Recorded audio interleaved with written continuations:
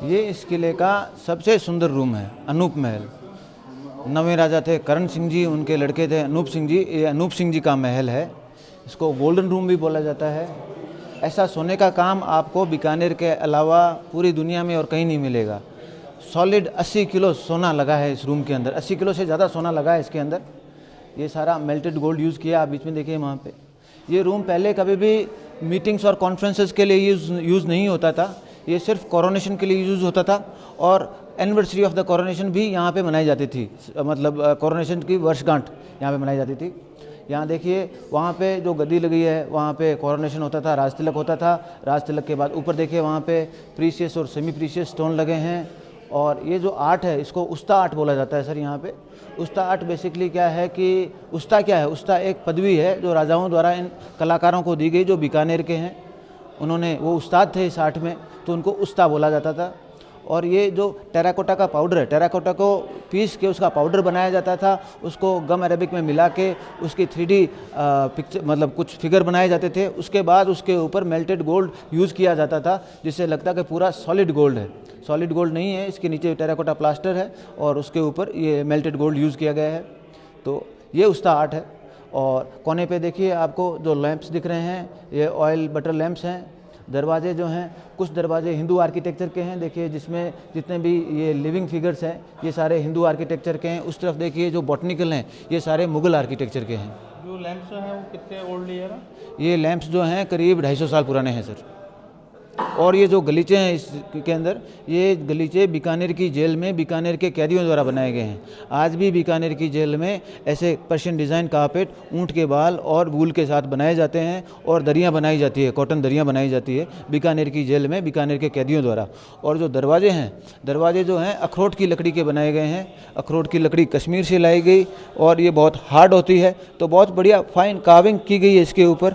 और देखिए यहाँ पे बहुत सिंपल बट बहुत काम का डोर स्टॉपर्स हैं। एक साइड ये कार्व्ड है, दूसरी तरफ देखेंगे तो दूसरी तरफ ये पेंटेड है। ये जो दरवाजे हैं अखरोट की लकड़ी के बनाए गए हैं। अखरोट की लकड़ी सारी कश्मीर और उत्तराखंड से लाई गई है। एक तरफ इसको कार्व किया गया है, दूसरी तरफ अंदर की तरफ इसमें गोल्ड पेंट किया गया है जिससे कि रूम के साथ मैच हो सके। बाहर की तरफ कार्विंग, जैसे कि गोल्ड दिख रहा है, ये गोल्ड की पॉलिश है ओरिजिनल? हाँ ये गोल्ड मेल्टेड गोल्ड है सर सारा। ये सारा रियल मेल्टेड गोल्ड है, ओरिजिनल है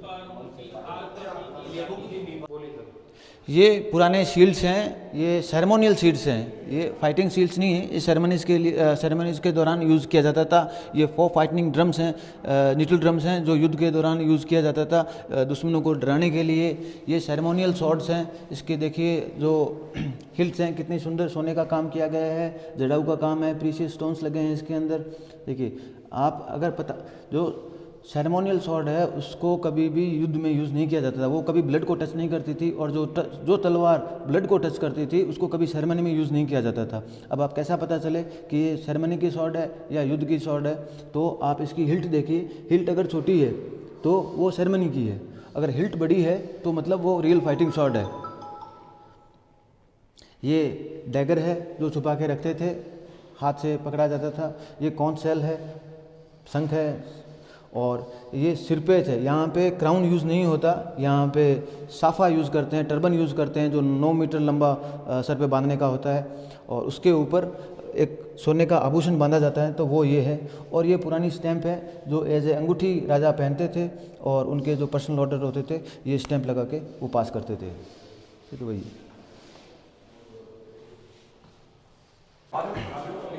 जैसा मैंने आपको बताया बीकानेर शहर है राव बीकाजी के द्वारा बसाया गया और करणी माता के आशीर्वाद से बसाया गया।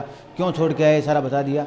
जब राव बीकाजी बीकानेर आ गए थे, यहाँ पे बीकानेर शहर बसा लिया था, तो उनके चाचा जो थे राव कांदल, वो भी राव बीकाजी को छोड़ के नॉर्थ की तरफ चले गए। नॉर्थ में हिसार के पास एक स्टेट थी, उनको वहाँ पे राजा था सारंग खां, उसको हरा के उसके राज्य पे अधिकार कर लिया। ये प्री मुगल पीरियड है जब लोधी डायनेस्टी हिंदुस्तान पे राज करती थी। सारंग खां लोधी राजा के पास गया, वहाँ से मदद ली और राव कांदल जी पे अटैक कर दिया। और राव कांदल जी उस युद्ध के अंदर वीरगति को प्राप्त हो गए। जब राव भिकाजी को ये पता चला तो उनको बहुत दुख हुआ। वो बहुत क्लोज थे, बहुत लविंग थे अपने चाचा के साथ, बहुत बढ़िया रिलेशन थे। तो उन्होंने एक स्टेटमेंट दिया कि जब तक मैं अपने चाचा के कातलों का बदला नहीं ले लेता तब तक मैं कोई भी नया काम शुरू नहीं करूंगा, मैं अन्न जल तब त्याग करता हूं। और राव कांदल जो थे राव जोधा जी के भाई भी थे। तो बीकानेर और जोधपुर आर्मी ने कंबाइंडली अटैक किया राव सारंग खां पे और उसको वहाँ पे उस युद्ध के अंदर मार दिया।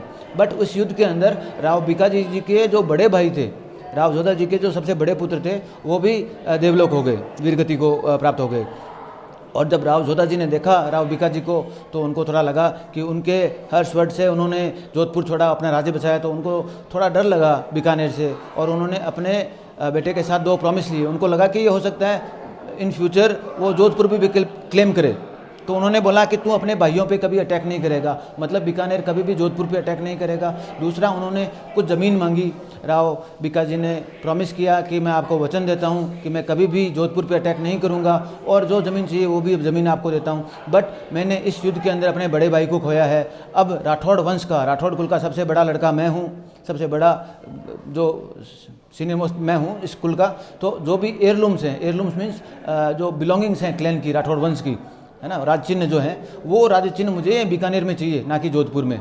राव जोधा जी ने एग्री किया, बोला जब तक मैं जिंदा हूँ ये मेरे पास रहेंगे, मुझे भी अपने पिता की मृत्यु के पश्चात मिले थे, तो आप भी इसको मेरी मृत्यु के बाद क्लेम करके कलेक्ट कर लेना जोधपुर से। भिकाजी ने एग्री किया। जोधपुर की सेना जोधपुर चली गई, भिकाजी बीकानेर आ गए। जब राव जोधा जी को देवलोक हुए तब राव भिकाजी ने क्लेम किया एयरलूम्स के लिए। जो उनके दूसरे भाई थे उन्होंने मना कर दिया। बाद में बीकानेर ने अटैक किया जोधपुर पे, बट बिना कोई युद्ध के वो सारे एयरलूम्स राव भिकाजी को दे दिए गए, जो आज भी इस बीकानेर किले के अंदर, जूनागढ़ चिंतामणि फोर्ट के अंदर संरक्षित है। देखिए ये पेंटिंग है जब राव भिकाजी अपने राज चिन्हों को लेके आ रहे हैं। ये राव भिकाजी है जिन्होंने जोधपुर से आए थे और बीकानेर शहर बसाया। ये पुराने एंशेंट भुंजाई देग हैं। ये उनके चाचा राव चुंडा जी का ड्रम है, वो उधर रखा है।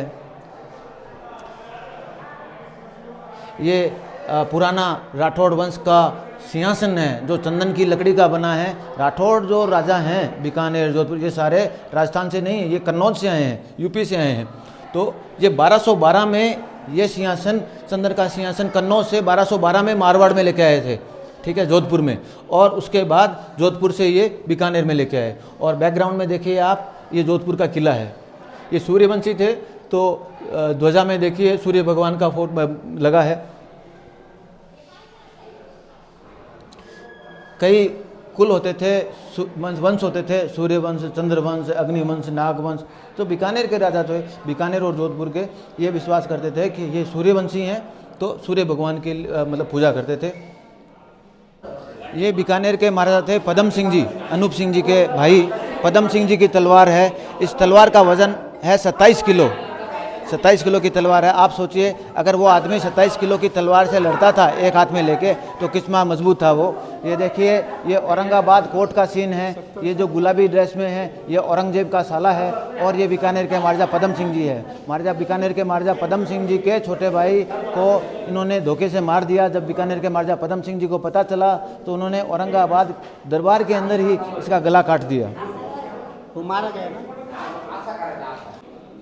बीकानेर, जैसा मैंने बोला, बीकानेर थार डेजर्ट के बीच में है, तो यहाँ पे कुछ पैदा नहीं होता था, सिर्फ ये सिल्क रूट पे ही था। और इसमें यहाँ पे ज़्यादा कुछ नहीं होता था, बरसात भी बहुत रेयर थी। तो बीकानेर का क्या, बीकानेर की आर्मी बहुत मजबूत थी। बीकानेर का बहुत बड़ा आर्मी था और जो बीकानेर के वॉरियर्स थे वो बहुत ज़बरदस्त थे। और उन्होंने बहुत सारे युद्ध लड़े मुगलों के लिए, मुगलों के खिलाफ नहीं, मुगलों के सपोर्ट में। और जो मुगल थे वो बहुत इम्प्रेस हुए बीकानेर की आर्मी के परफॉर्मेंस से। सो ये सारे माही मार्तिब हैं, रॉयल इंसिग्निया हैं जो बीकानेर के राजा, बीकानेर की आर्मी को मुगलों द्वारा दिए गए। जब भी राजा, बीकानेर राजा बाहर जाते थे तो पहले राजा, फिर ये माही मार्तिब, फिर बाकी फौज होती थी, जिससे कोई देखता उसको लगता कि पता चलता कि बीकानेर स्टेट कहाँ स्टैंड कर रहा है मुग़ल एम्पायर में, क्या पोजीशन है मुग़ल एम्पायर में बीकानेर की। और ओरिजिनली ये ना ही तो इंडिया से हैं ना ही मुग़ल से हैं। ओरिजिनली ये जो हैं ये ईरान से लाए गए हैं। ईरान में इनको as a zodiac science use किया, राशि चिन्ह की जगह यूज़ किया जाता था। उसके बाद मुग़लों ने इसको कॉपी कर लिया। जब मुग़ल आए यहाँ पे बीकानेर में और या इंडिया में, तो यहाँ पे भी ये पॉपुलर हो गया। बट इंडिया में इनका राशि चिन्ह की जगह, मतलब राशि चिन्ह से कोई लेना देना नहीं है। ये सिर्फ रॉयल इंसिग्निया है जिनको माही मार्ती बोला जाता है। सारे ये ब्रास के बने हुए हैं।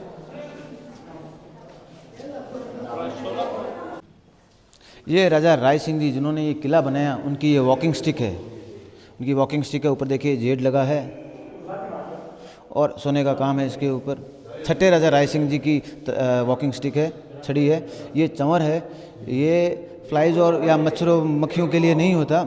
इंडियन लोग जो सुपरस्टिशियस होते हैं, जब राजा बाहर निकलते थे अपने सारे सज्जा के साथ, पूरी ड्रेस के साथ, ज्वेलरी वेलरी पहन के, टर्बन पहन के, तो एक आदमी राजा के पीछे खड़ा होकर इस चंवर को हिलाता था, जो राजा को प्रोटेक्ट करती थी, बुरी नज़र से बचाने के लिए होता था। और ये जो तलवार है ये अकबर की तलवार है। मुग़ल एम्परर अकबर जिन्होंने अपनी तलवार बीकानेर के राजा राय सिंह जी को दी थी। तलवार का देना मतलब होता था कि वो आदमी आपके लिए बहुत ट्रस्टवर्दी हो गया, मतलब उसके साथ आप कुछ भी शेयर कर सकते हो जिसके साथ आपने वेपन शेयर कर लिया। जैसे कि दोस्ती को बढ़ावा देना। जी।